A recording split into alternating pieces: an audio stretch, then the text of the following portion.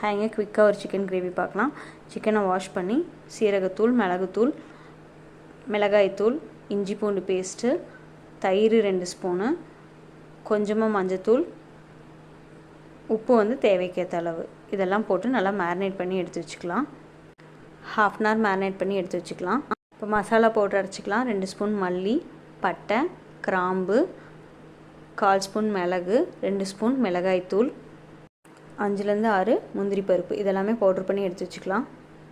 இப்போ ஒரு பேனில் எண்ணெய் விட்டு கொஞ்சமாக சோம்பு, 15 சின்ன வெங்காயத்தை குறைன்னு அரைச்சி அதையும் ஃப்ரை பண்ணி எடுத்துக்கலாம். ஒரு தக்காளி அதையும் பொடியாக கட் பண்ணாலும் சரி, இல்லை குறைன்னு அரைச்சி அதையும் பச்சை வாசம் போகிற அளவுக்கு ஃப்ரை பண்ணி எடுத்துக்கோங்க. இப்போ மேரினேட் பண்ணியிருக்கிற சிக்கனை ஆட் பண்ணிக்கலாம். அது கூடவே நம்ம அரைச்சி வச்சுருக்கிற பவுடரையும் ஆட் பண்ணிவிட்டு தேவைக்கேற்ற அளவுக்கு தண்ணி விட்டு நல்லா சிக்கன் வேக வச்சு எடுத்துக்கலாம். இந்த கிரேவி பார்த்திங்கன்னா டிஃபன் ஐட்டம் ரைஸ்க்கு